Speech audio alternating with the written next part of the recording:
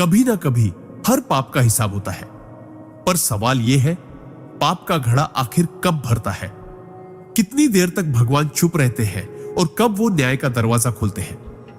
आज की इस अद्भुत वीडियो में हम जानेंगे परम पूज्य परमहंसा योगानंदा की दृष्टि से इस गहरे रहस्य को जो 99% लोग नहीं जानते। अगर आपने कभी जीवन में कोई ऐसा सवाल खुद से पूछा है जो आपके अंदर तक झकझोर दे, तो ये वीडियो आपके लिए है। और कमेंट करके हमें जरूर बताएं कि आप भारत के किस शहर से ये वीडियो देख रहे हैं, क्योंकि हमें जानकर बेहद खुशी होगी कि देश के किन किन कोनों से हमारे साथ आत्मिक जुड़ाव हो रहा है। सिद्धांत 1। पाप का घड़ा भरने की शुरुआत मन के छोटे से विकार से होती है। हर बड़ा पाप एक छोटे विचार से जन्म लेता है और यही सबसे अनदेखा सत्य है जिसे अधिकतर लोग समझ नहीं पाते।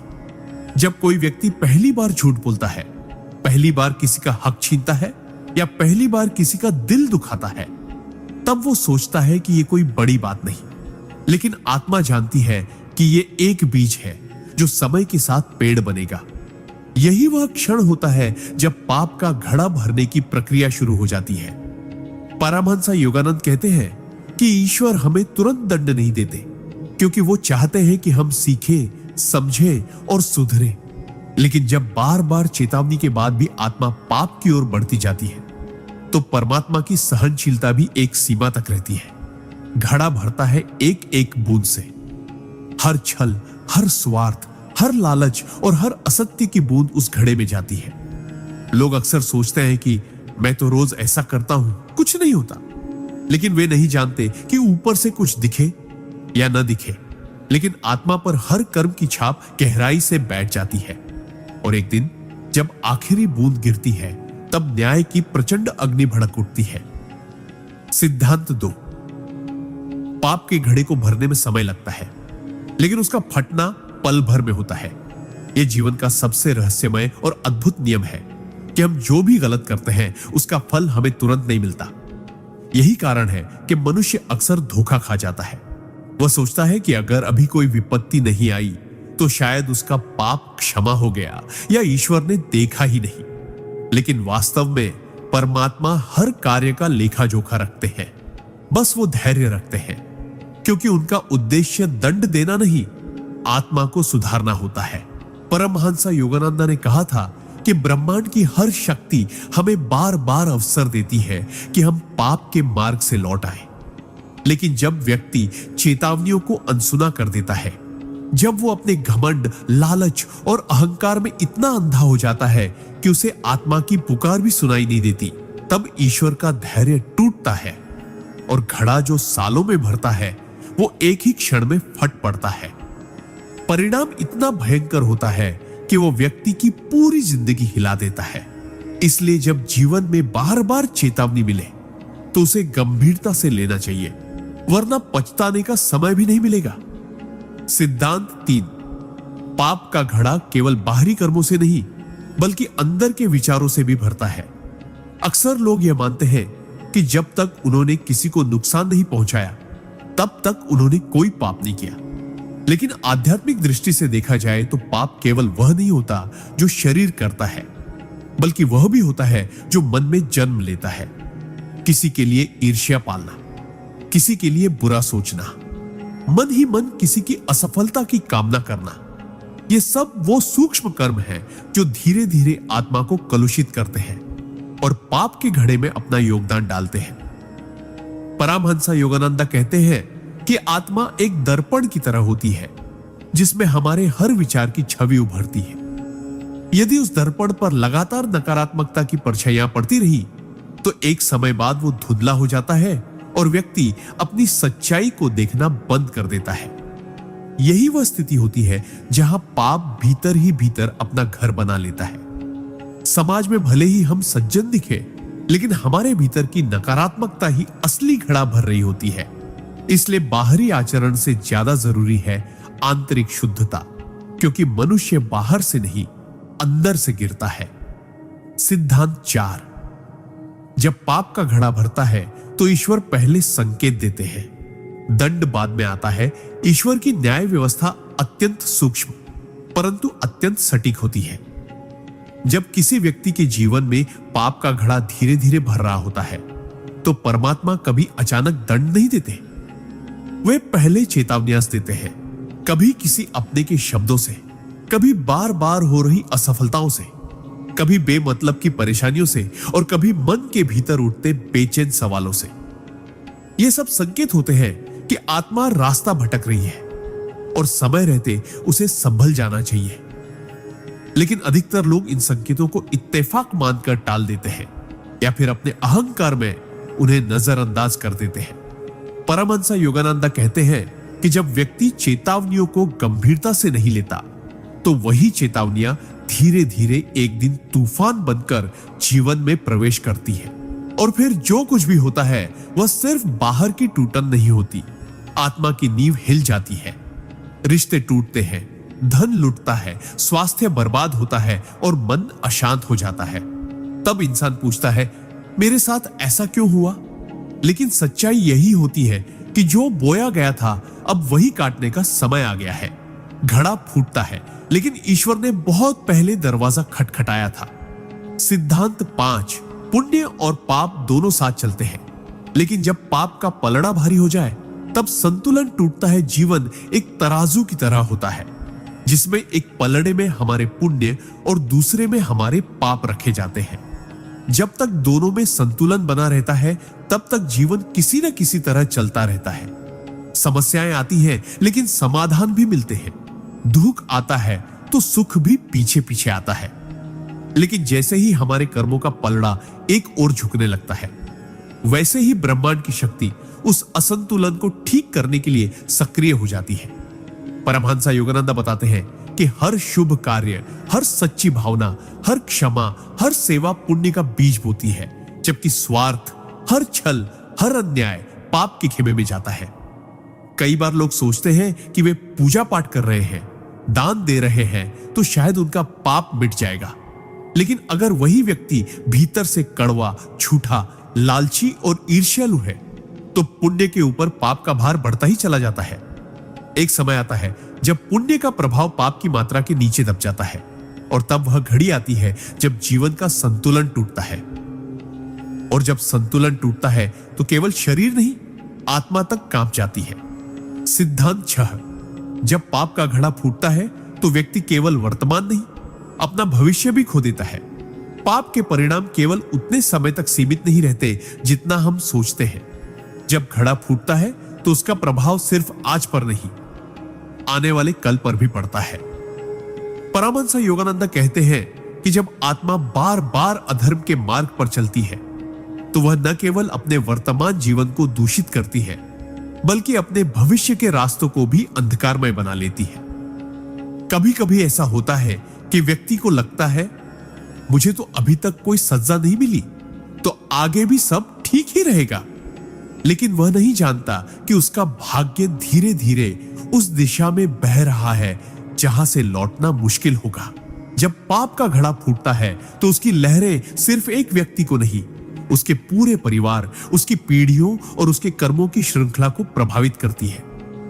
रिश्तों में दरारें, करियर में विफलता, मानसिक अस्थिरता, आत्मविश्वास की कमी, ये सब पाप के विस्फोट से उपजी वे अदृश्य चिंगारियां होती हैं जो जीवन को भीतर ही भीतर जलाती रहती है। इसलिए पाप को छोटा समझकर नजरअंदाज करना स्वयं के भविष्य से खिलवाड़ करने जैसा है। जो आज बोया गया है वह कल पेड़ बनकर तुम्हारा रास्ता रोक सकता है। सिद्धांत 7, पाप के घड़े को भरने से रोकने का एकमात्र उपाय है आत्मचिंतन और सच्चा पश्चाताप। मनुष्य के जीवन में सबसे बड़ी त्रासदी यह है कि वह अपने पापों को तब तक नहीं देखता जब तक उसका जीवन संकट में नहीं आ जाता। लेकिन परमात्मा की व्यवस्था में एक बेहद दयालु मार्ग हमेशा खुला रहता है, वह है आत्मचिंतन और सच्चा पश्चाताप। परमहंस योगानंद ने कहा था कि ईश्वर उन आत्माओं को विशेष कृपा देते हैं जो स्वयं को आईने में देखकर स्वीकार करती है कि हां, मुझसे गलती हुई है। यह स्वीकार करना कि हमने किसी को दुख पहुंचाया, किसी को छल लिया, किसी के साथ अन्याय किया, यह आत्मा की परिपक्वता का सबसे ऊंचा चरण है। आत्मचिंतन वह रोशनी है जो भीतर के अंधकार को दूर करती है और पश्चाताप वह जल है जो पाप की आग को ठंडा करता है। जब व्यक्ति सच्चे मन से पश्चाताप करता है, बिना बहाने बनाए, बिना दूसरों को दोष दिए, तब पाप के घड़े की गति धीमी पड़ जाती है। वह घड़ा जो फूटने को था वह थम सकता है, क्योंकि ईश्वर को हमारे कर्म से ज्यादा हमारी भावना दिखाई देती है। इसलिए जो व्यक्ति हर दिन रात को आंखें बंद करके अपने कर्मों की समीक्षा करता है और जिनमें सुधार की ईमानदार चाह है, उनके पाप क्षीण हो जाते हैं और जीवन एक नई दिशा में मुड़ सकता है। सिद्धांत 8। पाप का घड़ा फूटने से पहले जीवन में आने लगती है विचित्र और अनकही परेशानियां के, जिन्हें समझना हर किसी के बस की बात नहीं होती। जब व्यक्ति लगातार अधर्म, अन्याय और अहंकार के रास्ते पर चलता है, तो उसका जीवन ऊपर से भले ही चमकता हुआ दिखे, लेकिन भीतर ही भीतर आत्मा अशांत होने लगती है। परमहंस योगानंद कहते हैं कि जब पाप का घड़ा भरने की कगार पर होता है, तो ब्रह्मांड एक रहस्यमयी भाषा में हमें चेताने लगता है। अचानक काम बिगड़ने लगते हैं। जिन लोगों पर सबसे ज्यादा भरोसा था, वही धोखा देने लगते हैं। शरीर बीमारियों की चपेट में आने लगता है। नींद गायब हो जाती है और मन हमेशा बेचैनी से भरा रहता है। बाहर से कुछ समझ नहीं आता, लेकिन भीतर से जैसे कुछ चिल्ला चिल्ला कर कह रहा हो, रुक जा, अब भी समय है। पर हम इन संकेतों को इत्तेफाक समझकर आगे बढ़ते रहते हैं। दरअसल ये सब उस पाप के भार का परिणाम होते हैं जो अब आत्मा को ढोना भारी लगने लगा है। पाप कभी अचानक फल नहीं देता, वो अंदर ही अंदर उबाल लेता है और ये उबाल जीवन के हर कोने में हलचल मचाने लगता है। ये वही क्षण होता है जब अगर इंसान सजग हो जाए तो बहुत कुछ टल सकता है, लेकिन जो इन संकेतों को नजरअंदाज करता है, उसके लिए फिर पछतावे के अलावा कुछ नहीं बचता। सिद्धांत 9। पाप का घड़ा तभी फूटता है जब आत्मा चेतना खो बैठती है और विवेक पूरी तरह दब जाता है। मनुष्य का सबसे बड़ा रक्षक उसका विवेक होता है। वही आंतरिक आवाज जो हर गलत कदम से पहले उसे रोकने की कोशिश करती है। लेकिन जब कोई व्यक्ति लगातार उस आवाज को अनसुना करता है, जब वह अपने भीतर की सच्चाई को झुठलाना शुरू कर देता है, तब धीरे धीरे उसकी आत्मा की चेतना मरने लगती है। परमहंस योगानंद कहते हैं कि पाप का घड़ा सिर्फ बाहरी कर्मों से नहीं, बल्कि चेतना के पतन से फूटता है। प्रारंभ में व्यक्ति को अपराध बोध होता है, आत्मग्लानि होती है, लेकिन जैसे जैसे वह अपने गलत कार्यों को सही ठहराने लगता है, सब ऐसा करते हैं, मेरे पास और कोई विकल्प नहीं था, यह वक्त की मजबूरी थी, वैसे वैसे उसका विवेक दबता जाता है। और जब विवेक पूरी तरह दब जाता है, तब पाप सहज लगने लगता है। वह तब घृणा नहीं करता अपने अधर्म से, बल्कि गर्व करने लगता है। और यही आत्मा का पतन आरंभ हो जाता है। यही वह चरम बिंदु है जहां पाप का घड़ा फूटता है, क्योंकि अब आत्मा के पास चेतावनी सुनने की शक्ति ही नहीं बचती।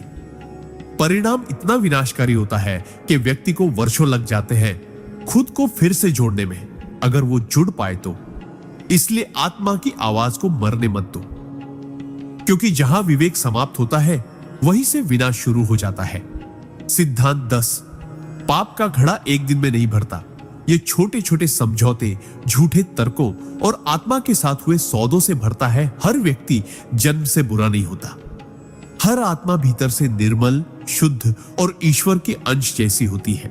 लेकिन जैसे जैसे जीवन की परिस्थितियां आती हैं और जब व्यक्ति सही और गलत के बीच फंसता है, तो कई बार वह थोड़ा समझौता कर लेता है।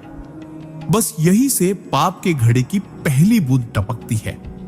परमहंस योगानंद कहते हैं कि पाप का सबसे बड़ा दरवाजा तर्क होता है। जब हम अपने गलत कामों को सही साबित करने के लिए बुद्धि का उपयोग करने लगते हैं। मैंने चोरी की क्योंकि मेरे पास कोई रास्ता नहीं था। मैंने धोखा दिया क्योंकि सब यही कर रहे हैं। मैंने झूठ बोला क्योंकि सच्चाई से काम नहीं चलता। ये सब छोटे छोटे सौदे होते हैं जो हम अपनी आत्मा के साथ करते हैं।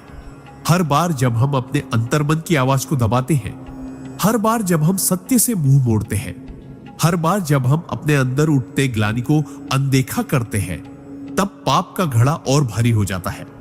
लोग सोचते हैं कि पाप केवल बड़े अपराध है, लेकिन सच्चाई यह है कि घड़ा उन्हीं छोटे पापों से भरता है जो हमने कभी गंभीरता से नहीं लिया। यही जीवन का सबसे गहरा धोखा है और चेतावनी भी। सिद्धांत 11। पाप का घड़ा जब फूटता है तो ईश्वर दंड नहीं, दर्पण देते हैं, जिसमें आत्मा को अपना असली चेहरा देखना पड़ता है। लोग अक्सर समझते हैं कि पाप का फल केवल दुख, हानि या विनाश होता है, लेकिन परमात्मा का न्याय उससे कहीं अधिक सूक्ष्म और गहन होता है। परमहंस योगानंद कहते हैं कि जब पाप का घड़ा फूटता है तो ईश्वर हमें केवल सजा नहीं देते, वे हमें हमारे कर्मों का एक ऐसा दर्पण थमा देते हैं जिसमें हमें स्वयं की आत्मा का वह कुरूप चेहरा दिखाई देता है जिससे हम सालों से भाग रहे थे। यही दर्पण सबसे बड़ा दंड होता है। जब कोई व्यक्ति जीवन में असफलता, अपमान, अकेलापन या मानसिक पीड़ा झेलता है, तब वह बाहर की दुनिया को दोष देता है। लेकिन जब वह कुछ क्षणों के लिए चुपचाप बैठता है तो भीतर से एक आवाज आती है, जो तू आज भोग रहा है वह तेरे ही कर्मों का प्रतिबिंब है। यह आत्म साक्षात्कार ही वह क्षण होता है जहां आत्मा फूटती है, आंखों से आंसू बहते हैं और व्यक्ति पहली बार स्वयं को ईमानदारी से देखता है। यही वह मोड़ होता है जहां से पुनर्जन्म संभव है। अगर व्यक्ति उस दर्पण को देखकर टूटने के बजाय बदलने का निर्णय ले, क्योंकि ईश्वर हमें तोड़ने नहीं, हमें जगाने के लिए घड़ा फोड़ते हैं ताकि हम फिर से अपने अंदर के प्रकाश को पहचान सके। सिद्धांत 12।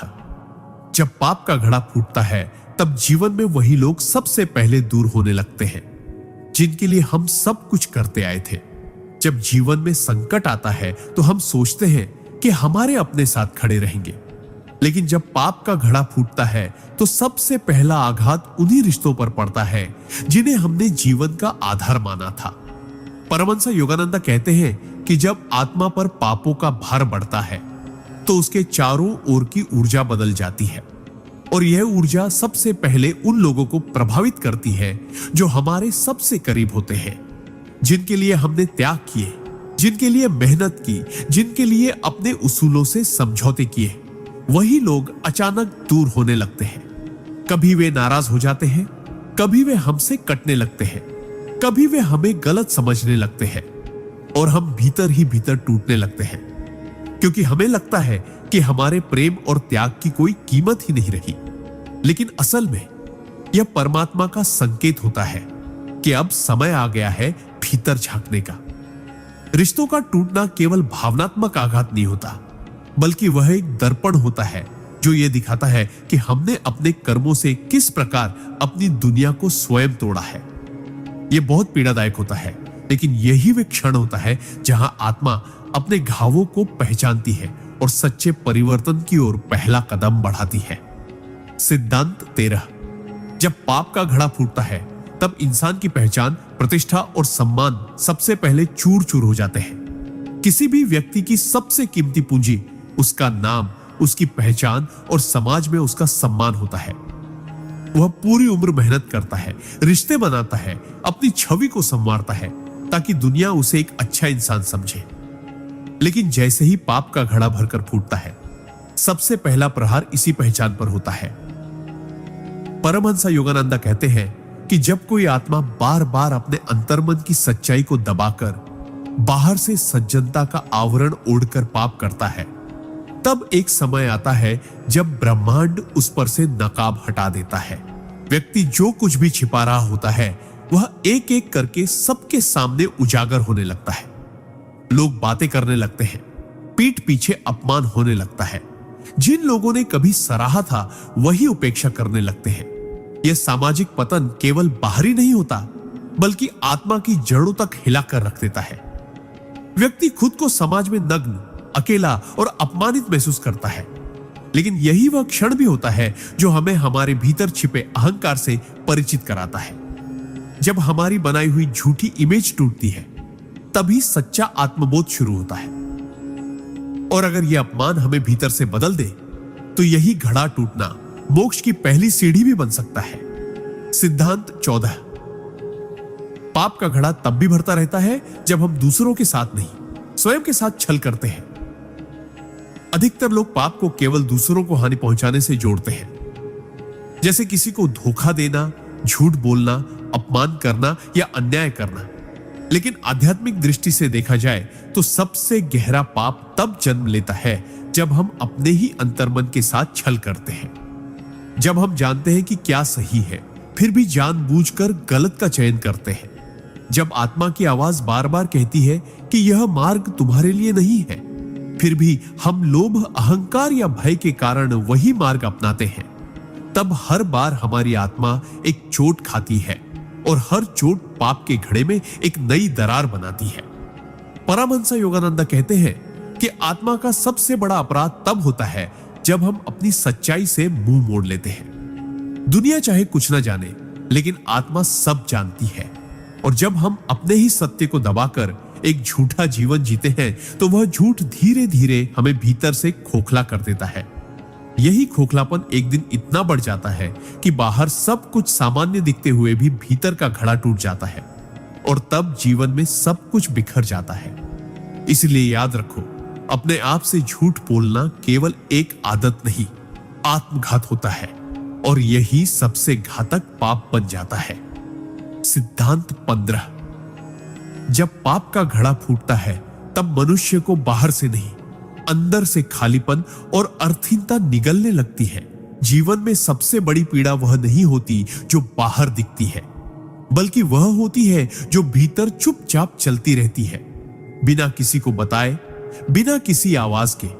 परमहंस योगानंद कहते हैं कि जब आत्मा पर पापों का बोझ बहुत अधिक हो जाता है और घड़ा फूटता है, तब व्यक्ति को सबसे पहले अपने ही जीवन का कोई अर्थ नहीं समझ आता।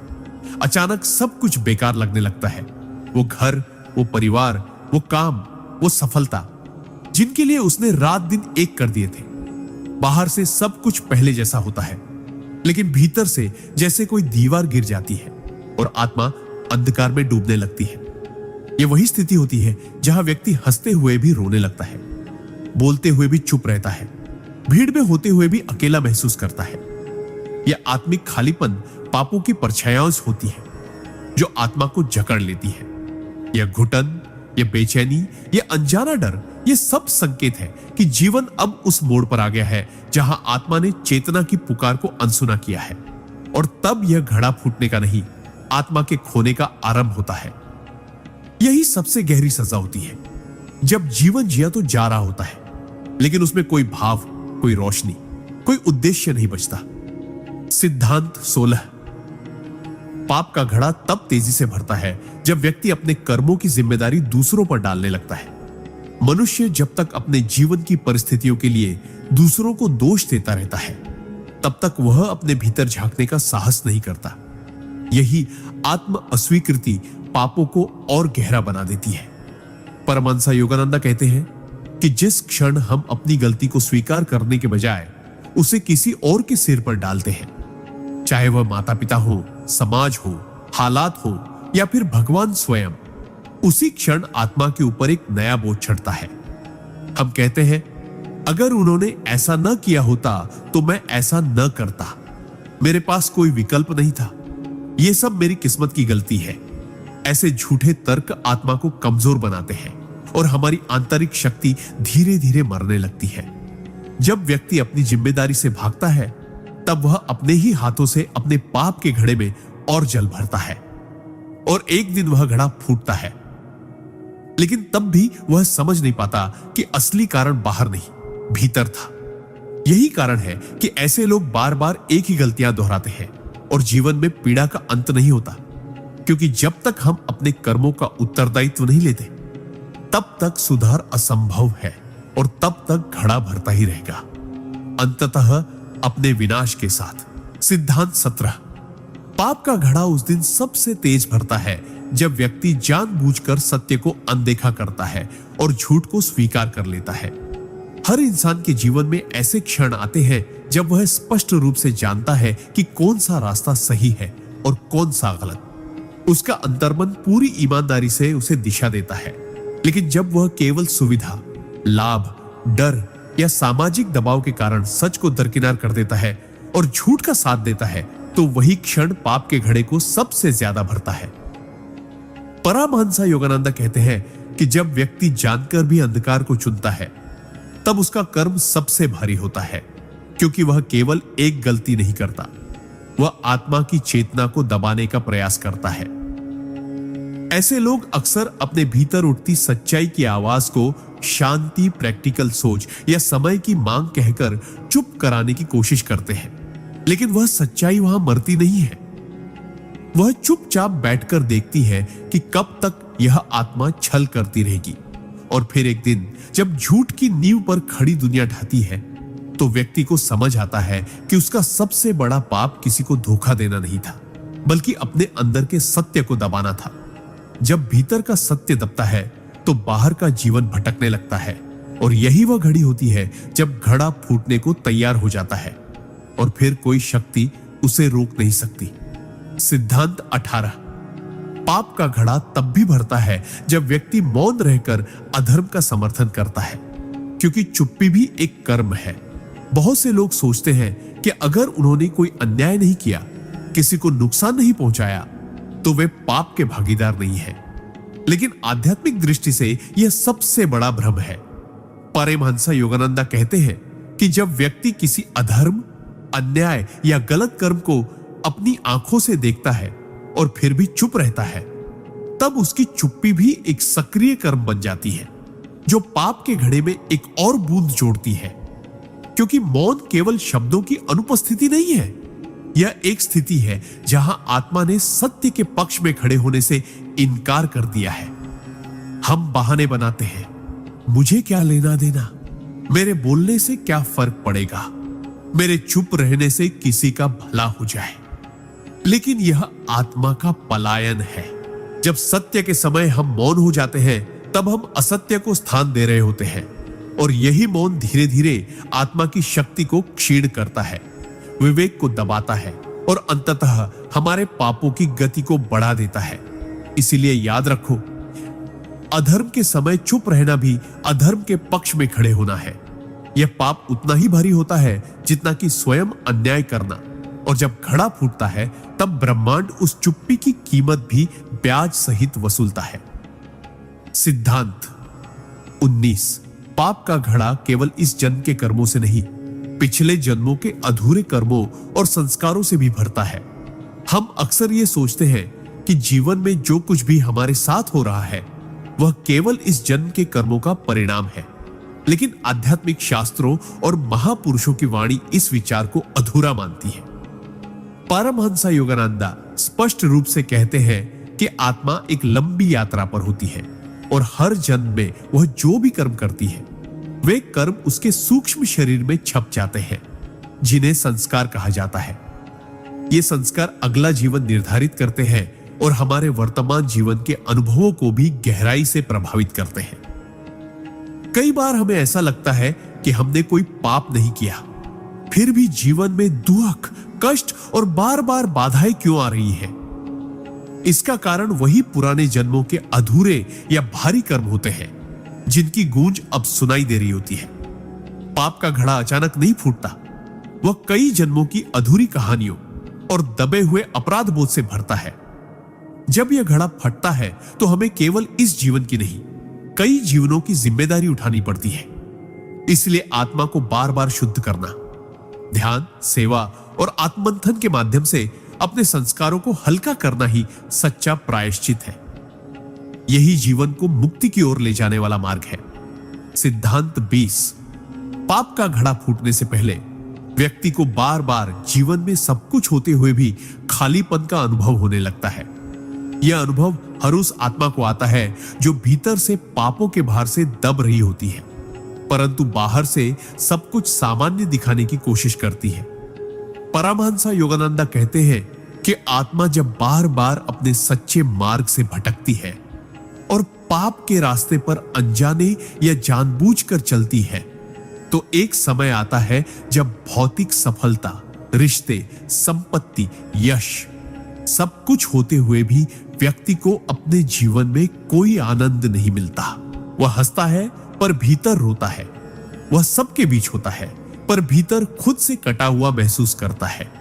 यह वह सूक्ष्म संकेत होता है कि आत्मा और उसकी सच्चाई के बीच की दूरी अब बहुत ज्यादा हो चुकी है।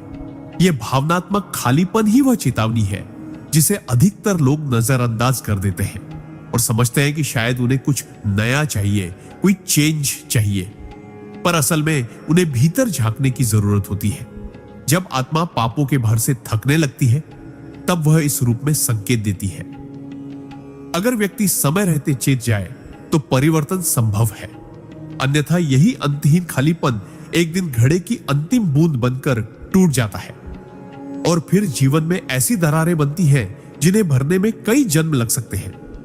सिद्धांत 21। पाप का घड़ा तब और तीव्रता से भरने लगता है जब व्यक्ति अपने कर्मों के परिणाम को मजाक समझने लगता है। कर्म का सिद्धांत जितना सरल है उतना ही गहरा और अटल भी। लेकिन जब व्यक्ति बार बार अपने गलत कर्मों के बाद भी तुरंत परिणाम न देखकर यह मान बैठता है कि कुछ नहीं होगा, मैं बच गया, या कर्म और पाप ये सब तो बातें हैं, तब वह अज्ञान नहीं अहंकार की अवस्था में प्रवेश कर चुका होता है। परमहंस योगानंदा चेताते हैं कि जब आत्मा न्याय के सिद्धांत का उपहास करने लगे, तब वह परमात्मा की सबसे दयालु व्यवस्था को चुनौती दे रही होती है और यह चुनौती बहुत महंगी पड़ती है। व्यक्ति धीरे धीरे उन सीमाओं को लांघने लगता है जिन्हें ईश्वर ने चेतना की रक्षा के लिए बनाया था। वह जानबूझकर अधर्म करने लगता है क्योंकि उसे लगता है कि परिणाम तो दिख ही नहीं रहा। लेकिन कर्म का लेखा जोखा दृश्य नहीं, अदृश्य स्तर पर चलता है और जब हिसाब होता है तो वह ब्याज सहित होता है। पाप का घड़ा तभी नहीं फूटता जब आप गलती करते हैं, वह तब फूटता है जब आप गलती पर गर्व करने लगते हैं। यही गर्व, यही मजाक उड़ाना ईश्वरीय न्याय को सीधी चुनौती है और जब उत्तर आता है तो वह सिर्फ दंड नहीं होता, वह आत्मा की सबसे गहरी पुकार बन जाता है जिसे न कोई सुन पाता है न समझ पाता है। इसीलिए जब भी कोई व्यक्ति अपने कर्मों के परिणाम को मजाक में लेने लगे, समझ लो कि अब घड़ा भरने की गति दुगनी हो चुकी है। सिद्धांत 23। पाप का घड़ा तब सबसे भयंकर रूप में फूटता है जब व्यक्ति आध्यात्मिक ज्ञान होने के बावजूद भी पाप करता है। कर्म केवल कार्य का नहीं, चेतना का भी हिसाब रखता है। जब कोई व्यक्ति अज्ञानी होता है और भूलवश कोई पाप कर बैठता है, तो ब्रह्मांड उसके साथ दया का व्यवहार करता है क्योंकि उसकी आत्मा अब भी सीखने के मार्ग पर है। लेकिन जब कोई व्यक्ति शास्त्रों को जानता है, उपदेश सुन चुका है, साधना कर चुका है और फिर भी जानबूझकर पाप करता है, तब उसका पाप 100 गुना बढ़ जाता है। परमहंस योगानंदा कहते हैं कि आध्यात्मिक ज्ञान केवल सम्मान का कारण नहीं, उत्तरदायित्व का भार भी होता है। जो जानता है उससे अपेक्षा भी अधिक होती है।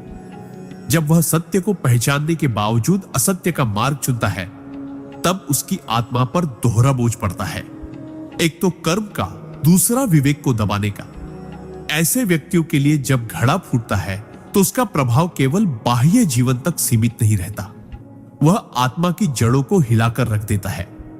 साधना निष्प्रभ हो जाती है, शांति चली जाती है और भीतर ऐसी व्यथा जन्म लेती है जिसका कोई नाम नहीं होता। यह पीड़ा इसलिए भी अधिक होती है क्योंकि आत्मा जानती है कि उसने ईश्वर के दिए ज्ञान का अपमान किया है और यही अपमान ब्रह्मांड को मौन नहीं रहने देता। घड़ा फटता है और व्यक्ति को उस स्थिति में ला खड़ा करता है जहां उसे स्वयं से नजर मिलाना भी कठिन हो जाता है।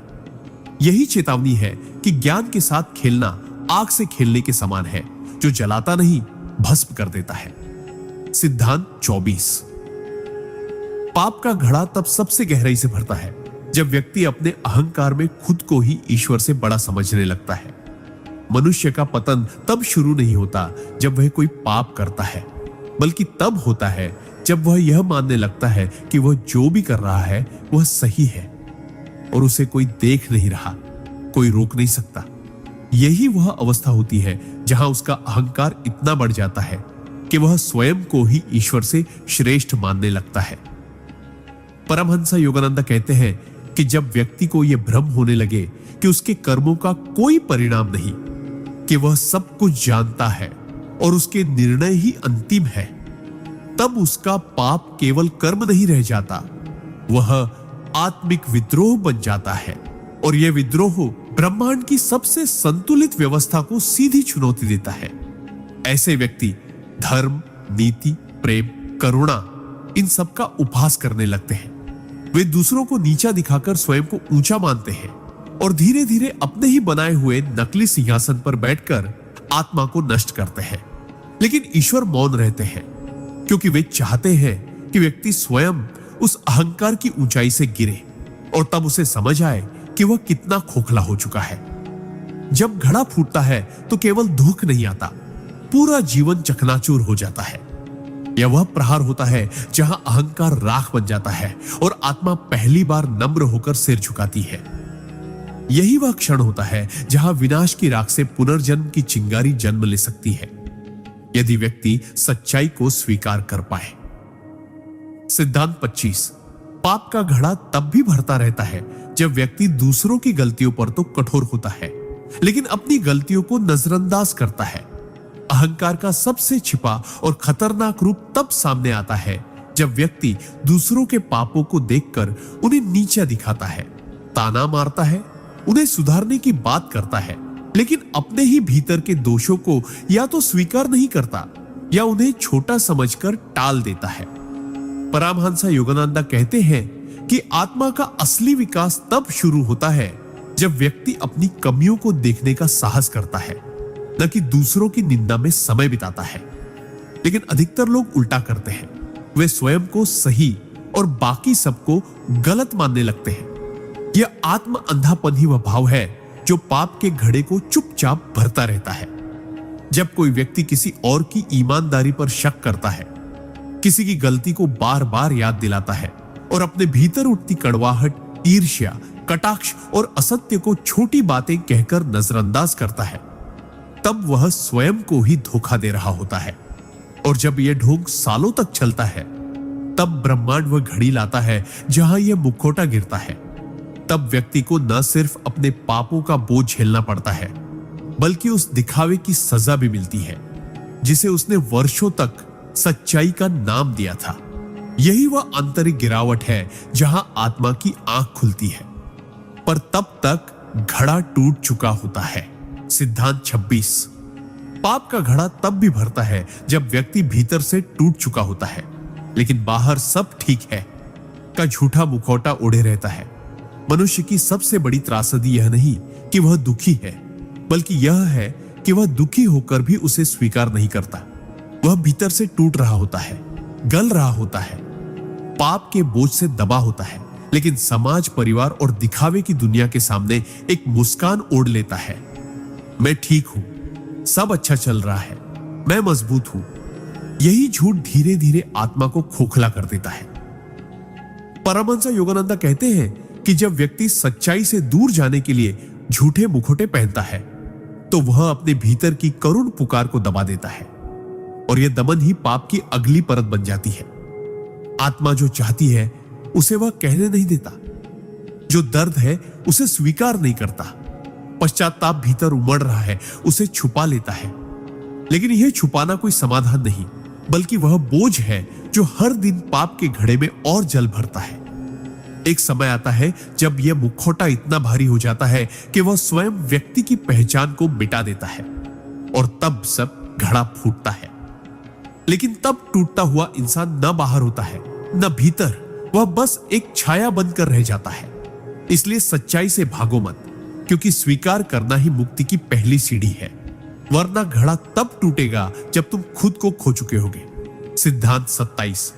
पाप का घड़ा तब भी भरता है जब व्यक्ति बार बार वही गलतियां और दोहराता है जिनके लिए उसने पहले ही पश्चाताप किया था।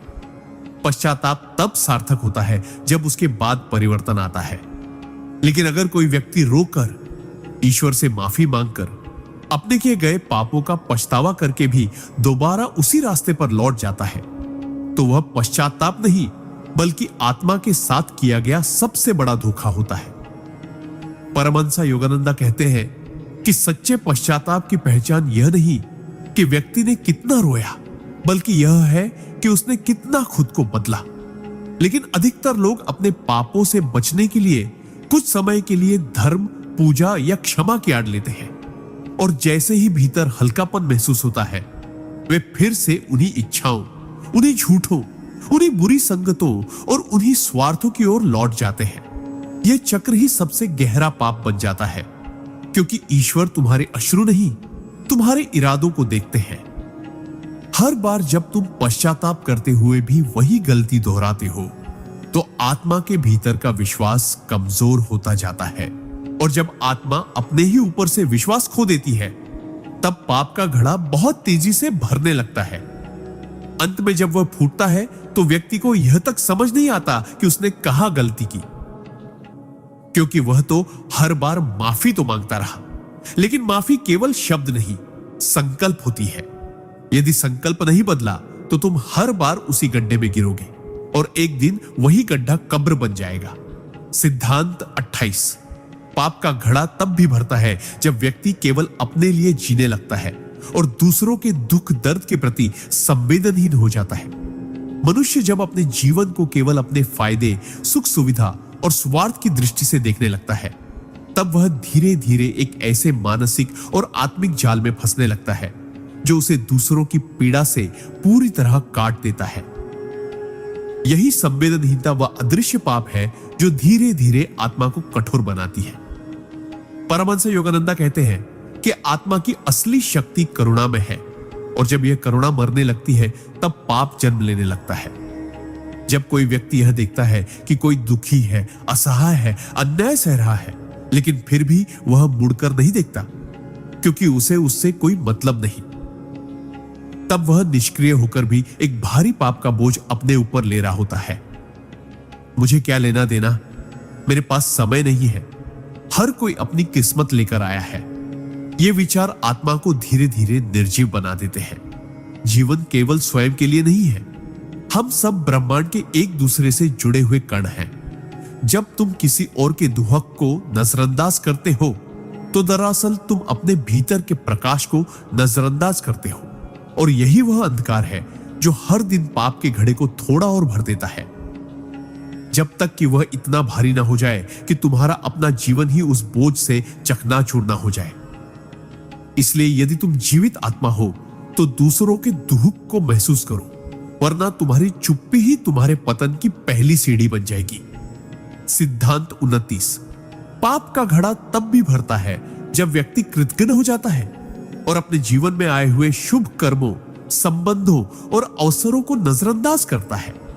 कृतज्ञता केवल एक भावना नहीं है, यह आत्मा की विनम्रता का प्रमाण है। सिद्धांत 26। पाप का घड़ा तब भी भरता है जब व्यक्ति भीतर से टूट चुका होता है, लेकिन बाहर सब ठीक है, का झूठा मुखौटा ओढ़े रहता है। मनुष्य की सबसे बड़ी त्रासदी यह नहीं कि वह दुखी है, बल्कि यह है कि वह दुखी होकर भी उसे स्वीकार नहीं करता। वह भीतर से टूट रहा होता है, गल रहा होता है, पाप के बोझ से दबा होता है, लेकिन समाज, परिवार और दिखावे की दुनिया के सामने एक मुस्कान ओढ़ लेता है। मैं ठीक हूं, सब अच्छा चल रहा है, मैं मजबूत हूं। यही झूठ धीरे धीरे आत्मा को खोखला कर देता है। परमहंस योगानंदा कहते हैं कि जब व्यक्ति सच्चाई से दूर जाने के लिए झूठे मुखौटे पहनता है, तो वह अपने भीतर की करुण पुकार को दबा देता है, और यह दमन ही पाप की अगली परत बन जाती है। आत्मा जो चाहती है उसे वह कहने नहीं देता, जो दर्द है उसे स्वीकार नहीं करता, पश्चाताप भीतर उमड़ रहा है उसे छुपा लेता है। लेकिन यह छुपाना कोई समाधान नहीं, बल्कि वह बोझ है जो हर दिन पाप के घड़े में और जल भरता है। एक समय आता है जब यह मुखौटा इतना भारी हो जाता है कि वह स्वयं व्यक्ति की पहचान को मिटा देता है, और तब घड़ा फूटता है। लेकिन तब टूटता हुआ इंसान न बाहर होता है न भीतर, वह बस एक छाया बनकर रह जाता है। इसलिए सच्चाई से भागो मत, क्योंकि स्वीकार करना ही मुक्ति की पहली सीढ़ी है, वरना घड़ा तब टूटेगा जब तुम खुद को खो चुके होगे। सिद्धांत 27। पाप का घड़ा तब भी भरता है जब व्यक्ति बार बार वही गलतियां दोहराता है जिनके लिए उसने पहले ही पश्चाताप किया था। पश्चाताप तब सार्थक होता है जब उसके बाद परिवर्तन आता है। लेकिन अगर कोई व्यक्ति रोकर, ईश्वर से माफी मांगकर, अपने किए गए पापों का पछतावा करके भी दोबारा उसी रास्ते पर लौट जाता है, तो वह पश्चाताप नहीं बल्कि आत्मा के साथ किया गया सबसे बड़ा धोखा होता है। परमहंस योगानंदा कहते हैं कि सच्चे पश्चाताप की पहचान यह नहीं कि व्यक्ति ने कितना रोया, बल्कि यह है कि उसने कितना खुद को बदला। लेकिन अधिकतर लोग अपने पापों से बचने के लिए कुछ समय के लिए धर्म, पूजा या क्षमा की आड़ लेते हैं, और जैसे ही भीतर हल्कापन महसूस होता है, वे फिर से उन्हीं इच्छाओं, उन्हीं झूठों, उन्हीं बुरी संगतों और उन्हीं स्वार्थों की ओर लौट जाते हैं। यह चक्र ही सबसे गहरा पाप बन जाता है, क्योंकि ईश्वर तुम्हारे अश्रु नहीं, तुम्हारे इरादों को देखते हैं। हर बार जब तुम पश्चाताप करते हुए भी वही गलती दोहराते हो, तो आत्मा के भीतर का विश्वास कमजोर होता जाता है, और जब आत्मा अपने ही ऊपर से विश्वास खो देती है, तब पाप का घड़ा बहुत तेजी से भरने लगता है। अंत में जब वह फूटता है, तो व्यक्ति को यह तक समझ नहीं आता कि उसने कहां गलती की, क्योंकि वह तो हर बार माफी तो मांगता रहा, लेकिन माफी केवल शब्द नहीं, संकल्प होती है।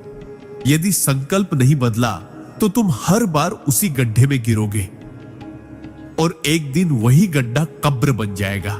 सिद्धांत 28। पाप का घड़ा तब भी भरता है जब व्यक्ति केवल अपने लिए जीने लगता है और दूसरों के दुख दर्द के प्रति संवेदनहीन हो जाता है। मनुष्य जब अपने जीवन को केवल अपने फायदे, सुख, सुविधा और स्वार्थ की दृष्टि से देखने लगता है, तब वह धीरे धीरे एक ऐसे मानसिक और आत्मिक जाल में फंसने लगता है जो उसे दूसरों की पीड़ा से पूरी तरह काट देता है। यही संवेदनहीनता वह अदृश्य पाप है जो धीरे धीरे आत्मा को कठोर बनाती है। परमहंस योगानंद कहते हैं कि आत्मा की असली शक्ति करुणा में है, और जब यह करुणा मरने लगती है, तब पाप जन्म लेने लगता है। जब कोई व्यक्ति यह देखता है कि कोई दुखी है, असहाय है, अन्याय सह रहा है, लेकिन फिर भी वह मुड़कर नहीं देखता, क्योंकि उसे उससे कोई मतलब नहीं, तब वह निष्क्रिय होकर भी एक भारी पाप का बोझ अपने ऊपर ले रहा होता है। मुझे क्या लेना देना, मेरे पास समय नहीं है, हर कोई अपनी किस्मत लेकर आया है। ये विचार आत्मा को धीरे धीरे निर्जीव बना देते हैं। जीवन केवल स्वयं के लिए नहीं है, हम सब ब्रह्मांड के एक दूसरे से जुड़े हुए कण हैं। जब तुम किसी और के दुहक को नजरअंदाज करते हो, तो दरअसल तुम अपने भीतर के प्रकाश को नजरअंदाज करते हो, और यही वह अंधकार है जो हर दिन पाप के घड़े को थोड़ा और भर देता है, जब तक कि वह इतना भारी न हो जाए कि तुम्हारा अपना जीवन ही उस बोझ से चकनाचूर न हो जाए।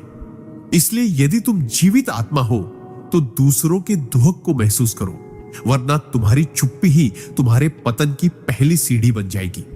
सिद्धांत 29। पाप का घड़ा तब भी भरता है जब व्यक्ति कृतज्ञ हो जाता है और अपने जीवन में आए हुए शुभ कर्मों, संबंधों और अवसरों को नजरअंदाज करता है। कृतज्ञता केवल एक भावना नहीं है, यह आत्मा की विनम्रता का प्रमाण है। जब कोई व्यक्ति यह मानने लगता है कि जो कुछ भी उसे मिला है, स्वास्थ्य, परिवार, शिक्षा, अवसर, सहायता, वह सब केवल उसकी मेहनत या चतुराई का परिणाम है, तब वह धीरे धीरे अहंकार की उस भूमि में प्रवेश करता है जहां कृतज्ञता के लिए कोई स्थान नहीं रहता। परमहंस योगानंद कहते हैं कि जब आत्मा कृतज्ञ होना भूल जाती है, तब वह पाप की ओर बढ़ने लगती है, क्योंकि वह उस शक्ति को नकार देती है जो उसे संचालित कर रही है। जो माता पिता ने किया, जो गुरु ने सिखाया, जो मित्रों ने सहारा दिया, जो ईश्वर ने अनदेखे रूप से बचाया, इन सब का जब कोई मूल्य नहीं रहता, तब मनुष्य संबंधों का दोहन करता है, अवसरों का अपमान करता है और सहायता को अपना अधिकार मान बैठता है। यही भाव धीरे धीरे आत्मा को सूखा बना देता है, और यह सूखापन ही पाप के बीज को पोषण देता है। जब जीवन में कृतज्ञता नहीं होती, तब मन में असंतोष, शिकायत और लालच जन्म लेते हैं, और यही वे शक्तियां हैं जो पाप के घड़े को दिन रात भरती है। अंततः जब वह घड़ा फूटता है, तो व्यक्ति के पास सब कुछ होते हुए भी कुछ नहीं बचता, क्योंकि उसने उन सभी हाथों को खो दिया होता है जिन्होंने उसे समय पर उठाया था। कृतज्ञता ही आत्मा की रक्षा करती है, और कृतज्ञता उसका सबसे मौन लेकिन घातक विनाश है। सिद्धांत 30। पाप का घड़ा तब भी भरता है जब व्यक्ति हर असफलता का कारण दूसरों को ठहराता है, लेकिन कभी स्वयं के भीतर नहीं झांकता।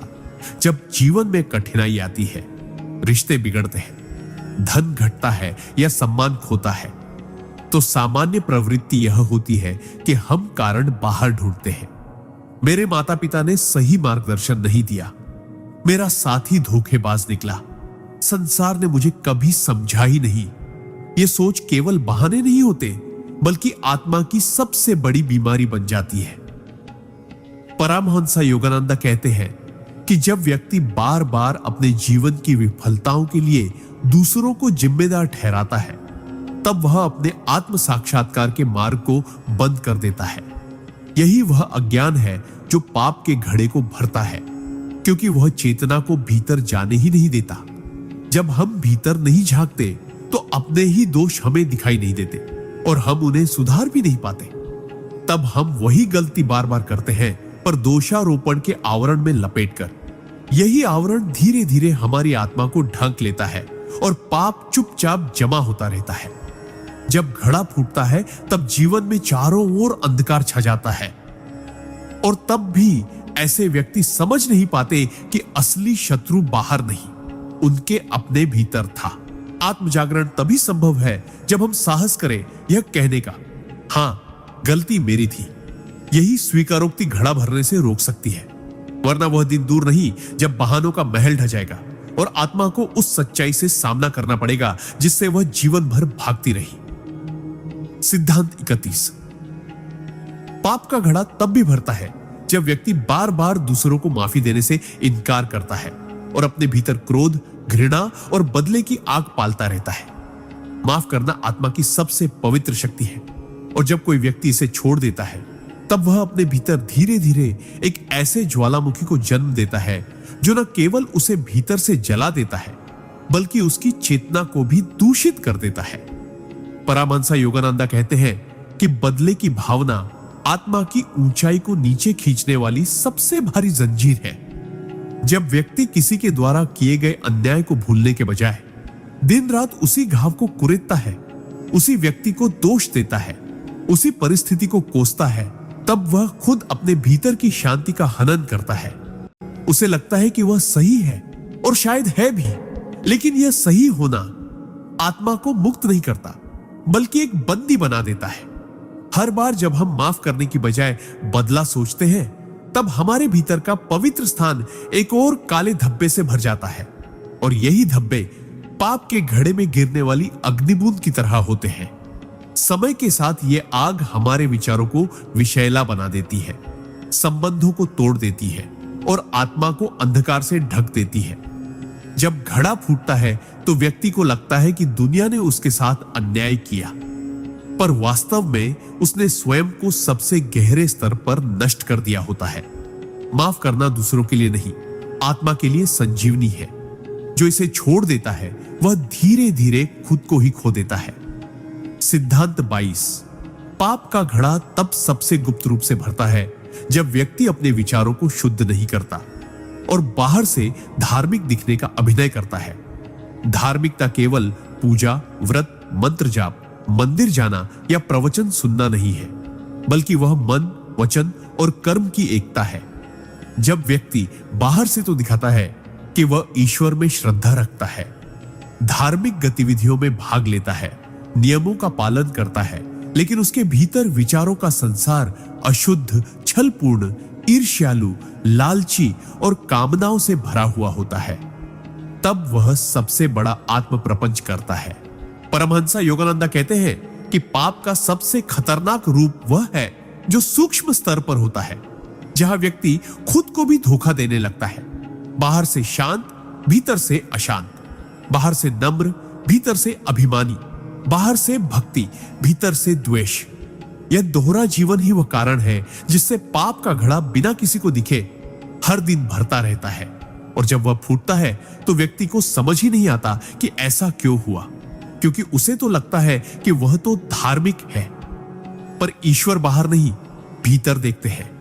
उनके लिए सबसे बड़ी भक्ति सत्यता है, भीतर की निर्मलता है। इसलिए यदि तुम सच्चे हो तो तुम्हारे विचार भी उसी भक्ति से पवित्र होने चाहिए, वरना तुम्हारी सारी साधना, सारी पूजा केवल उस घड़े को भरने का एक नया और छुपा हुआ तरीका बन जाती है। जब सत्यता नहीं होती तब धार्मिकता भी एक छल बन जाती है, और यही छल आत्मा का सबसे मौन विनाश होता है। सिद्धांत 33। पाप का घड़ा तब भी भरता है जब व्यक्ति अपने जीवन की हर कठिनाई के लिए भगवान को दोष देने लगता है और आस्था को छोड़ने लगता है। जब जीवन में संघर्ष आता है, दुख बढ़ते हैं, आशाएं टूटती हैं और प्रार्थनाओं का उत्तर देर से मिलता है, तो कई लोग भीतर ही भीतर ईश्वर से नाराज होने लगते हैं। वे कहते हैं, मैंने तो हमेशा भलाई की, फिर भी मेरे साथ ऐसा क्यों हुआ? या अगर भगवान है तो मेरा इतना नुकसान क्यों हुआ? धीरे धीरे यह शिकायत एक ठंडे विद्रोह में बदल जाती है और वही विद्रोह पाप के घड़े की अगली परत बन जाता है। परमहंस योगानंदा कहते हैं कि जब आत्मा कठिनाई के समय ईश्वर को छोड़ देती है, तब वह अपनी सबसे बड़ी शक्ति से दूर हो जाती है, क्योंकि कठिनाइयां दंड नहीं, आत्मा के परिष्कार का माध्यम होती है। लेकिन जब हम हर पीड़ा को सजा समझ लेते हैं और अपने भीतर सुधार के बजाय ईश्वर पर दोष मढ़ते हैं, तो हम भीतर ही भीतर एक ऐसा विष पनप पाते हैं जो न आस्था को रहने देता है, न शांति को। यही अंदर का टूटना पाप के घड़े को तेजी से भरता है, क्योंकि अब व्यक्ति खुद को पीड़ित मानकर हर गलत कर्म को सही ठहराने लगता है। और जब यह घड़ा फूटता है तो व्यक्ति न धर्म में रह पाता है, न संसार में। एक खालीपन, एक हताशा और एक टूटे हुए विश्वास के साथ भटकता रहता है। इसलिए जो भी हो, आस्था को मत छोड़ो। भगवान को दोष देने से पहले यह देखो कि क्या उन्होंने तुम्हें वो सब नहीं दिया जो तुम्हें अब तक संभालता रहा। जो आस्था में डटे रहते हैं वे ही घड़ा फूटने से पहले चेत जाते हैं, और जो छोड़ देते हैं उनके लिए वह टूटन अंतिम विनाश बन जाती है। सिद्धांत 34। पाप का घड़ा तब भी भरता है जब व्यक्ति दूसरों को बदलने की कोशिश में इतना व्यस्त हो जाता है कि खुद को सुधारने का समय ही नहीं देता। कई लोग जीवन भर यह सोचते रहते हैं कि अगर सामने वाला बदल जाए तो सब ठीक हो जाएगा। वे पति को बदलना चाहते हैं, पत्नी को, बच्चों को, समाज को, यहां तक कि दुनिया को। लेकिन सबसे बड़े पाप की शुरुआत वही होती है जहां व्यक्ति यह मान बैठता है कि वह स्वयं तो पूर्ण है और केवल दूसरे ही दोषी हैं। परमहंस योगानंदा कहते हैं कि जब ध्यान बाहर केंद्रित हो जाता है तो आत्मा का भीतर से जुड़ाव टूटने लगता है। तब व्यक्ति अपने दोष नहीं देखता, अपने स्वभाव की कठोरता, अपनी अपेक्षाओं की अधिकता, अपने शब्दों की तीक्ष्णता और अपने अंदर जमी हुई कटुता को नजरअंदाज करता है और लगातार दूसरों के दोषों को गिनता रहता है। यही दृष्टिकोण धीरे धीरे आत्ममंथन को खत्म कर देता है। हर दिन जब हम दूसरों को सुधारने में ऊर्जा लगाते हैं और स्वयं की आत्मा को नजरअंदाज करते हैं, तब वही ऊर्जा हमारे भीतर एक जड़ता, एक अशांति और एक दंभ बनकर पाप के घड़े में इकट्ठा होने लगती है। समय के साथ यह घड़ा भरता है और फिर एक दिन फूटता है।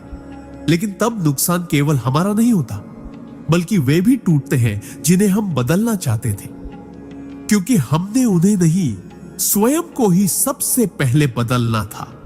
जो खुद को नहीं सुधारते वे दूसरों को सुधारने के नाम पर केवल अपने पापों का विस्तार करते हैं। इसलिए परिवर्तन की शुरुआत भीतर से करो, तभी घड़ा भी खाली होगा और जीवन भी शांत। सिद्धांत 35। पाप का घड़ा तब भी भरता है जब व्यक्ति बार बार समय को बर्बाद करता है और अपने जीवन के असली उद्देश्य को टालता रहता है। हर मनुष्य को यह जीवन किसी विशेष कारण से मिला है, आत्मा की उन्नति, चेतना की जागृति और ईश्वर से एकत्व की यात्रा के लिए। लेकिन जब व्यक्ति इस अमूल्य जीवन को केवल सुख सुविधाओं, मनोरंजन और तात्कालिक इच्छाओं में उलझा देता है, तब वह केवल समय नहीं कमवाता, वह अपने ही भविष्य को अंधकार में ढकेलता है। परमहंस योगानंद कहते हैं कि समय ईश्वर का सबसे पवित्र उपहार है और जो उसका आदर नहीं करता वह स्वयं अपने ही पापों का बोझ बढ़ाता है। अभी तो उम्र है, फुर्सत मिलेगी तब ध्यान करेंगे, बुढ़ापे में भक्ति कर लेंगे। ये सोच नहीं, आत्मा के पतन की शुरुआत होती है। हर दिन जो गुजर जाता है उसमें या तो आत्मा ऊपर उठती है या और गहराई में गिरती है।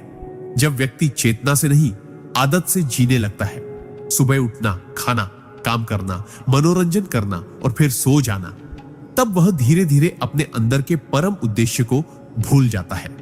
यही विस्मृति, यही टाल मटोल हर बीते दिन के साथ पाप के घड़े में एक अदृश्य बूंद बनकर गिरती जाती है। और जब घड़ा फूटता है तब व्यक्ति के पास पछताने के अलावा कुछ नहीं बचता, क्योंकि जो समय उसने गंवाया वह लौटता नहीं, और जो आत्मा उसने दबाई वह अब उसे पुकारना बंद कर देती है।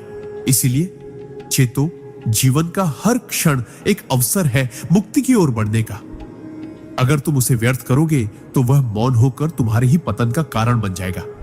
सिद्धांत 36। पाप का घड़ा तब भी भरता है जब व्यक्ति अपने अंदर की आवाज को बार बार नजरअंदाज करता है और समाज की राय को ईश्वर से ऊपर मानने लगता है।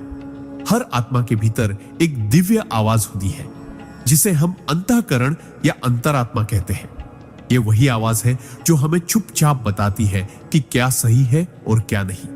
लेकिन जैसे जैसे व्यक्ति समाज की मान्यताओं, परंपराओं, भीड़ की सोच और दूसरों के फैसलों के पीछे भागता है, वह धीरे धीरे अपनी उस सच्ची आवाज को सुनना बंद कर देता है।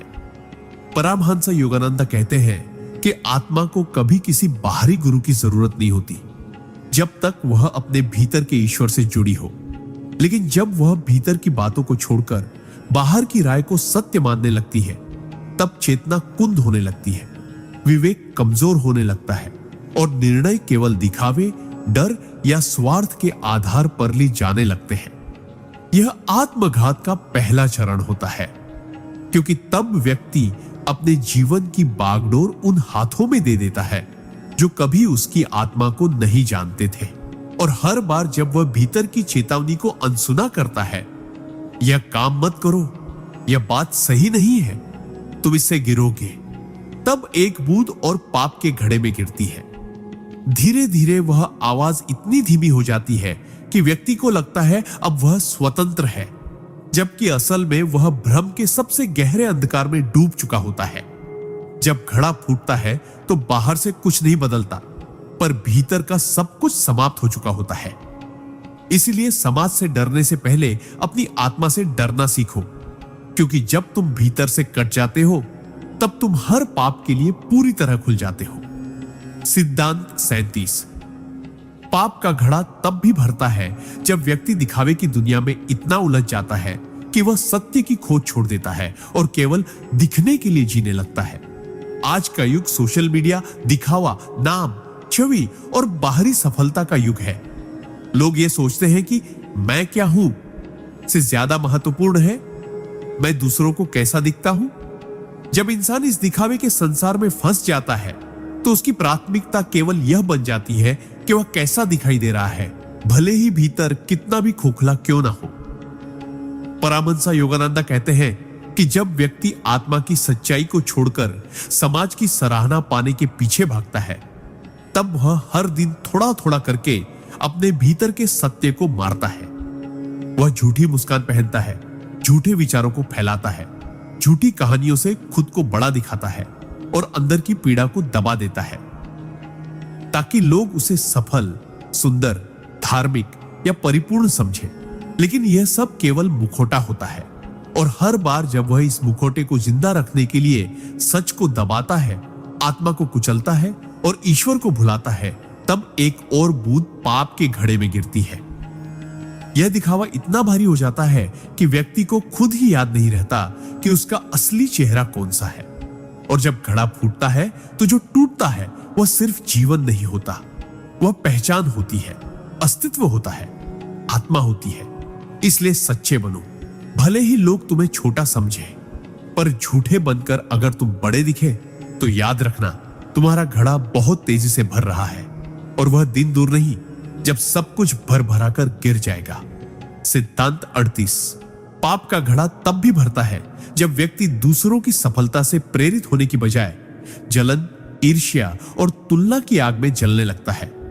जब कोई हमारे सामने तरक्की करता है, सुखी जीवन जीता है, सम्मान पाता है, या फिर वह पा लेता है जो हम अब तक नहीं पा सके, तो यह मनुष्य की स्वाभाविक प्रवृत्ति होती है कि वह तुलना करने लगे। लेकिन जब तुलना सकारात्मक प्रेरणा बनने के बजाय ईर्ष्या और हीन भावना का जड़ बन जाए, तब वह भीतर एक ऐसा पाप बो देती है जो चुपचाप आत्मा की शांति को नष्ट करता है। परमहंस योगानंद कहते हैं कि ईर्ष्या आत्मा को दीमक की तरह खाती है, यह बाहर से कुछ नहीं करती, पर भीतर से इंसान को खोखला कर देती है। ऐसे व्यक्ति दूसरों की खुशियों में खुश नहीं हो सकते, बल्कि उन्हें दुख तब होता है जब दूसरे आगे बढ़ते हैं। यही दुख धीरे धीरे द्वेष में बदलता है और फिर शुरू होता है गुप्त आलोचना, बुराई, ताने और मानसिक विष। व्यक्ति बाहर से भले शांत दिखे, लेकिन उसका मन हर समय दूसरों को गिराने या उनकी सफलता को कमतर साबित करने में लगा रहता है। यही भाव बार बार पाप के घड़े में गिरता है, क्योंकि यह भावना आत्मा को ऊपर उठने से रोकती है। और जब घड़ा फूटता है, तब व्यक्ति केवल दूसरों की सफलता देखकर ही टूटने लगता है। उसे लगता है कि उसके साथ अन्याय हुआ, जबकि असल में वह अपने ही भीतर की आग में जलता रहा। इसलिए ईर्ष्या से नहीं, प्रेरणा से देखो, तुलना नहीं, कर्म को महत्व दो, वरना तुम्हारी दृष्टि तुम्हारे ही विनाश का कारण बन जाएगी। और तब घड़ा केवल पाप से नहीं, पछतावे से भी छलक उठेगा। सिद्धांत 39। पाप का घड़ा तब भी भरता है जब व्यक्ति सत्य को जानने के बाद भी चुप रहता है और अपने लाभ के लिए झूठ का साथ देता है। जब तुम जानते हो कि सामने वाला झूठ बोल रहा है, किसी को दुख पहुंचा रहा है, किसी का हक छीन रहा है, और फिर भी तुम यह सोचकर कुछ नहीं कहते कि मुझे क्या लेना देना या मुझे तो फायदा मिल रहा है, तब तुम उस झूठ की जड़ों में पानी दे रहे होते हो। हर बार जब हम चुप रहते हैं जहां हमें बोलना चाहिए, या झूठ के पक्ष में खड़े होते हैं जहां हमें सत्य का साथ देना चाहिए, तब एक और बूंद पाप के घड़े में गिरती है। धीरे धीरे यही मौन तुम्हारी आत्मा की आवाज को बंद कर देता है। फिर तुम सही और गलत में फर्क करना भी भूल जाते हो और तुम्हारा पूरा जीवन केवल स्वार्थ की दिशा में बहने लगता है। जब घड़ा फूटता है तो तुम्हारा विश्वास, तुम्हारे संबंध, तुम्हारा सम्मान, सब कुछ ध्वस्त हो जाता है। इसलिए अगर तुम सच जानते हो तो उसके लिए खड़े भी हो, क्योंकि जो चुप रहता है वो भी उतना ही दोषी होता है जितना वो जो झूठ बोलता है। सिद्धांत 40। पाप का घड़ा तब भी भरता है जब व्यक्ति बार बार चेतावनी के संकेतों को अनदेखा करता है और उन्हें महज इत्तेफाक समझकर टाल देता है। जीवन में जब जब हम गलत राह की ओर बढ़ते हैं, ब्रह्मांड, अंतरात्मा और ईश्वर हमें कई बार संकेत देते हैं। कभी किसी बात से बेचैनी होती है, कभी कोई सपना चेतावनी देता है, कभी कोई व्यक्ति हमें रोकने की कोशिश करता है, तो कभी कोई घटना हमें झकझोरती है। लेकिन जब हम बार बार इन संकेतों को नजरअंदाज करते हैं और सोचते हैं कि ये तो सब सामान्य है, मेरे साथ कुछ नहीं होगा, ये महज इत्तेफाक है, तब हम अपनी चेतना को ही बंद करने लगते हैं। परमहंस योगानंदा कहते हैं कि ईश्वर कभी भी सीधे दंड नहीं देते, पहले वह संकेत देते हैं, अवसर देते हैं, आत्मा को जगाने की कोशिश करते हैं। लेकिन जब व्यक्ति बार बार उन्हीं पापों की ओर लौटता है, उन आदतों को छोड़ने से इनकार करता है जिनसे उसका पतन तय है, तब वह चेतावनी नहीं सुन रहा होता, वह अपनी आत्मा को कुंद कर रहा होता है। हर अनदेखा संकेत एक नई बूंद बनकर पाप के घड़े में गिरता है और धीरे धीरे वह घड़ा तब भी भर जाता है जब बाहर सब कुछ सामान्य दिख रहा होता है। लेकिन एक दिन वही इत्तेफाक जो तुमने अनदेखा किया था, वह एक बड़ा तूफान बनकर सामने आता है और तब तुम्हारे पास कोई जवाब नहीं होता, क्योंकि तुमने सारे प्रश्न पहले ही अनसुने कर दिए थे। इसलिए अगर तुम्हें भीतर बेचैनी महसूस हो, बार बार कोई बात परेशान करे या कोई व्यक्ति बार बार वही बात समझाए, तो ठहरो, सोचो और सुनो। ये संकेत तुम्हें बचाने आए हैं। नजरअंदाज करोगे तो घड़ा टूटेगा और उस टूटन से निकलने का रास्ता बहुत कठिन होगा। सिद्धांत 41। पाप का घड़ा तब भी भरता है जब व्यक्ति अपने जीवन में आई बार बार की पराजयों से सीखने की बजाय उन्हें अपनी नियति मानकर आत्मसमर्पण नहीं बल्कि आत्म पराजय को स्वीकार कर लेता है। हर मनुष्य को जीवन में कई बार गिरना पड़ता है, संबंध टूटते हैं, व्यापार डूबते हैं, सपना बिखरता है, मेहनत बेकार जाती है। लेकिन इन सब के बीच ब्रह्मांड एक बात हमेशा पूछता है, क्या अब भी तुम उठोगे? परमहंस योगानंद कहते हैं कि पराजय कभी अंत नहीं होती, वह आत्मा को परखने का एक साधन है। लेकिन जब व्यक्ति हार से टूटकर बैठ जाता है, जीवन से उम्मीद छोड़ देता है और कहने लगता है मेरे साथ तो हमेशा ऐसा ही होता है, शायद मेरी किस्मत ही खराब है। तब वह भीतर ही भीतर एक ऐसे अंधेरे को जन्म देता है जो उसे अपने ही प्रकाश से काट देता है। धीरे धीरे वह खुद को दोषी मानने लगता है, फिर दुनिया को, फिर ईश्वर को। वह जीवन को एक सज्जा समझने लगता है और कर्म करना छोड़ देता है। यही निष्क्रियता, यही आत्म पराजय पाप के घड़े में गिरने वाली सबसे विषैली बूंद बनती है, क्योंकि तब व्यक्ति न केवल जीवन का अपमान करता है बल्कि उस ईश्वरीय शक्ति का भी जिसने उसे बार बार अवसर दिए उठने के। जब यह घड़ा फूटता है तो उसके साथ आत्मविश्वास, आत्मसम्मान और आस्था सब बिखर जाते हैं। इसलिए याद रखो, हारना कोई पाप नहीं, लेकिन हार मान लेना और उसे अपने अस्तित्व की सच्चाई बना लेना आत्मा के विकास की सबसे बड़ी रुकावट है। जीवन ने तुम्हें रोका है, खत्म नहीं किया। अब भी उठो, वरना घड़ा तुम्हारी चुप्पी से ही छलक जाएगा। सिद्धांत 42। पाप का घड़ा तब भी भरता है जब व्यक्ति बार बार दूसरों को चोट पहुंचाकर यह सोचता है कि मैंने तो मजाक किया था, और उनके भावनात्मक घावों को महत्वहीन समझ लेता है। भावनाएं आत्मा की भाषा होती है। जब हम किसी के शब्दों से, व्यवहार से या मौन से भी घायल होते हैं तो वो घाव केवल दिल में नहीं, आत्मा की गहराइयों में उतर जाते हैं।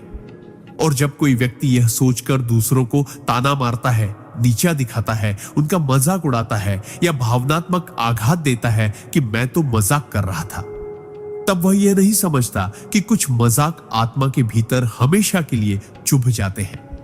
परमहंस योगानंद कहते हैं कि प्रेम, करुणा और संवेदना यही वो गुण है जो आत्मा को ऊपर उठाते हैं। और जब व्यक्ति दूसरों की भावनाओं को बिना समझे रोता है, तब वह अपने ही भीतर से इन दिव्य गुणों को मिटा देता है।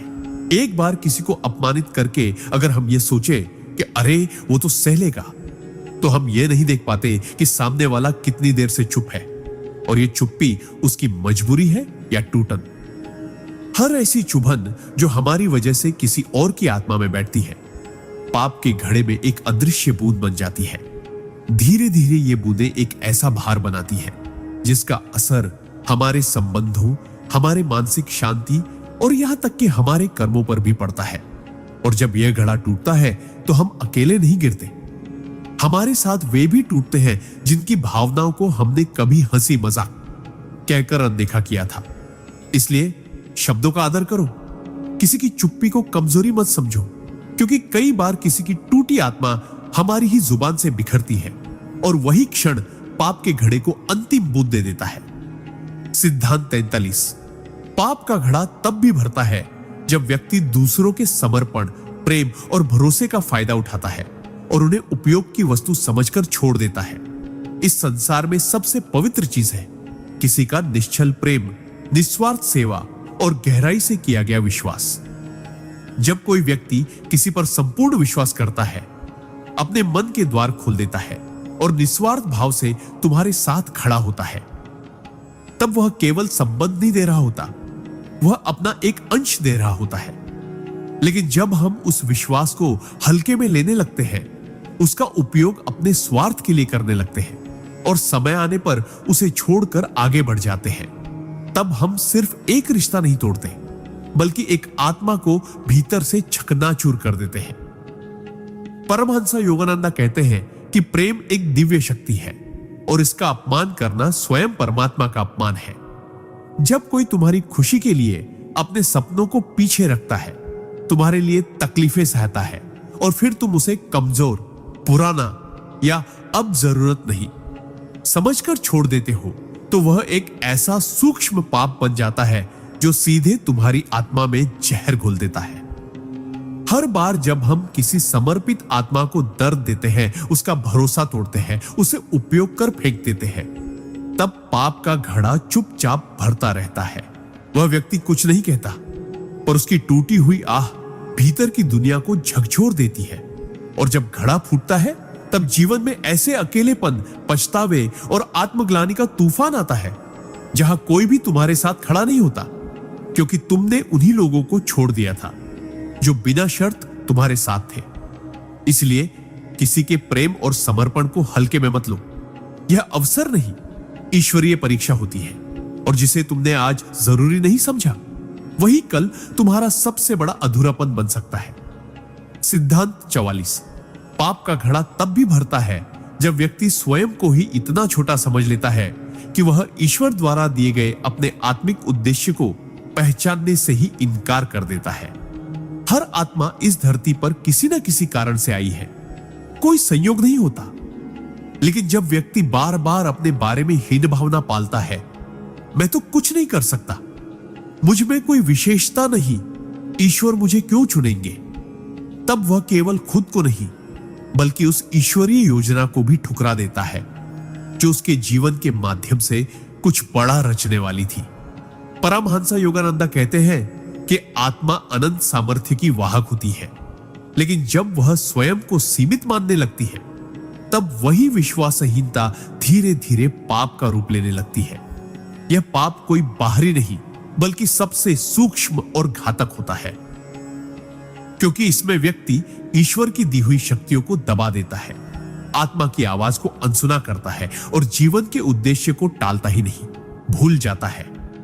जब व्यक्ति स्वयं से भागता है, आत्मबल को नजरअंदाज करता है और दूसरों से तुलना करके अपने अस्तित्व को तुच्छ मान लेता है, तब यह आत्मा के प्रति अन्याय होता है।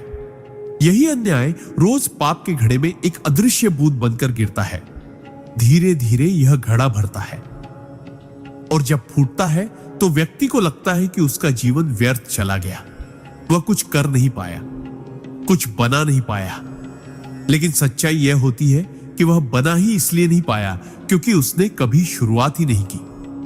आत्मा का सबसे बड़ा पाप यह नहीं कि उसने कुछ गलत किया, बल्कि यह है कि उसने अपने भीतर के ईश्वर को पहचाना ही नहीं। इसलिए उठो, पहचानो, तुम महत्वपूर्ण हो, तुम्हारा जीवन एक दिव्य संकल्प का हिस्सा है। खुद को छोटा समझकर उसे नकारना ईश्वर के कार्य में रुकावट डालना है, और यही वह पाप है जो मौन होकर घड़ा भर देता है। सिद्धांत 45। पाप का घड़ा तब भी भरता है जब व्यक्ति बार बार झूठे वादे करता है, उम्मीदें जगाता है, लेकिन निभाने का कोई इरादा ही नहीं रखता। हर वादा केवल शब्द नहीं होता, वह एक आत्मिक करार होता है, एक भावनात्मक पुल जिसे दो आत्माएं मिलकर बनाती हैं। जब कोई व्यक्ति बार बार किसी को यह कहता है कि मैं तुम्हारे साथ हूं, मैं यह जरूर करूंगा, तुम मुझ पर भरोसा करो, और फिर जब समय आता है तो वह पीछे हट जाता है बिना कोई जवाब दिए, बिना कोई स्पष्टीकरण, तब वह केवल संबंध नहीं तोड़ता, वह उस व्यक्ति की आत्मा में एक दरार छोड़ जाता है।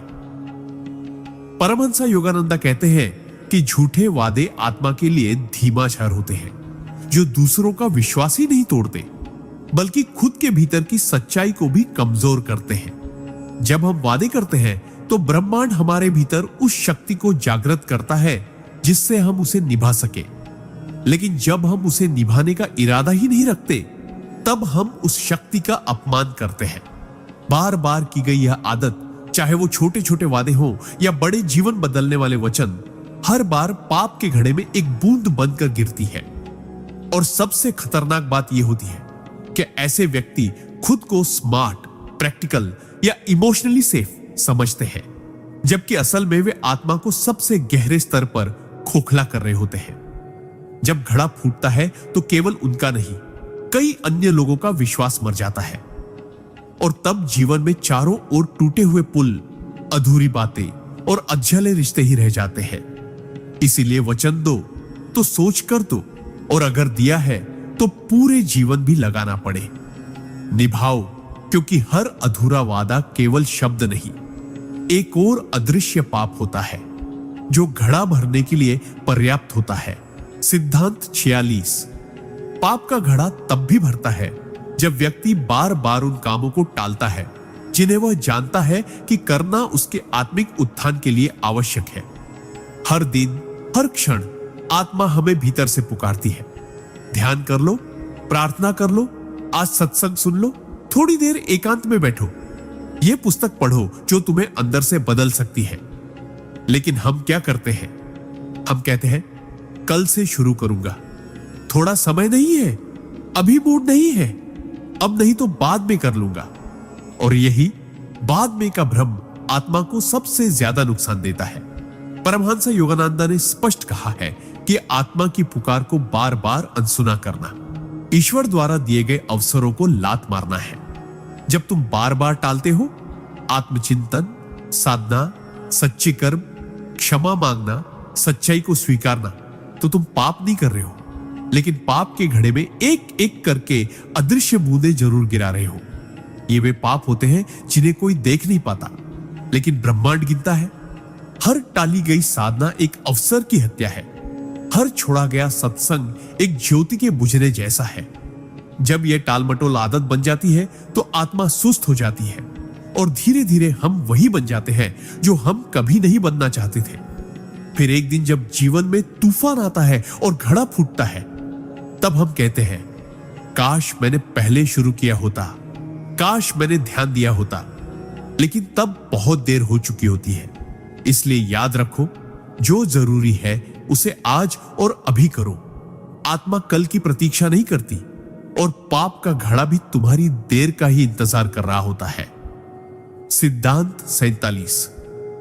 पाप का घड़ा तब भी भरता है जब व्यक्ति अपने स्वार्थ की पूर्ति के लिए दूसरों की भावनाओं से खेलता है और उन्हें केवल एक साधन मानकर छोड़ देता है। इस संसार में सबसे नाजुक चीज है किसी का भरोसा और सबसे पवित्र चीज है किसी का सच्चा प्रेम।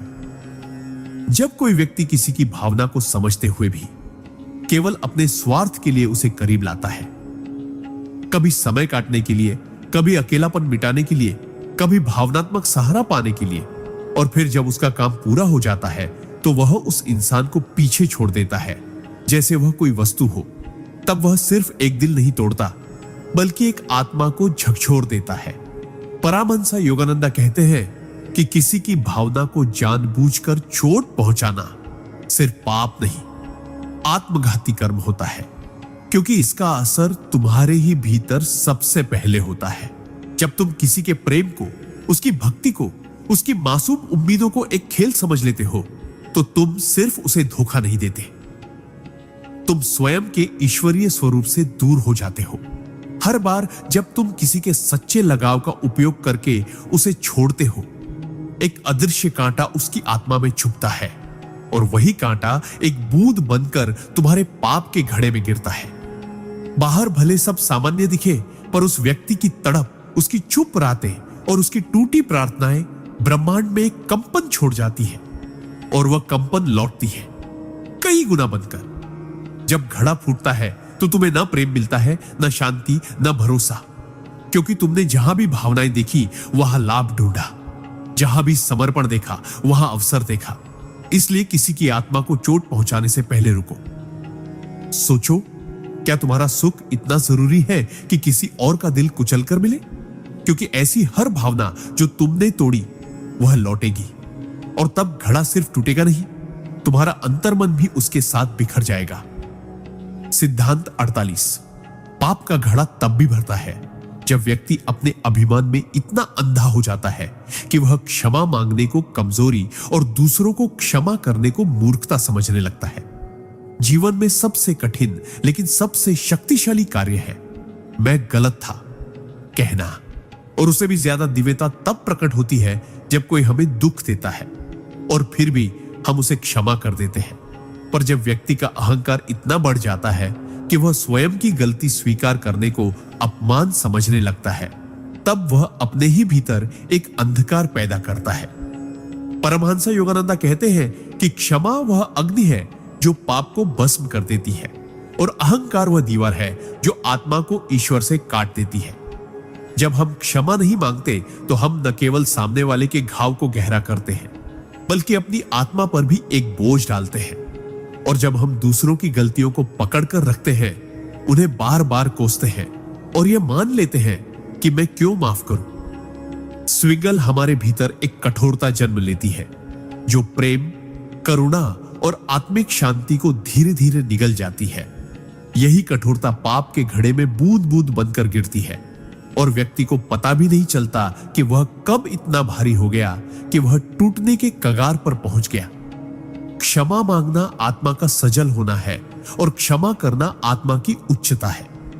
जो व्यक्ति दोनों से मुंह मोड़ लेता है वह न रिश्तों को बचा पाता है, न ही अपनी आत्मा को। जब घड़ा फूटता है तो उसे लगता है कि सबने साथ छोड़ दिया, जबकि सच्चाई यह होती है कि उसने खुद अपने अहंकार के कारण सब कुछ तोड़ दिया होता है। इसलिए झुको, क्षमा मांगो, माफ करो। यह पराजय नहीं, आत्मा की सबसे बड़ी विजय होती है। यही वह रास्ता है जो घड़े को भरने से रोकता है और आत्मा को हल्का, निर्मल और दिव्य बनाता है। सिद्धांत 49।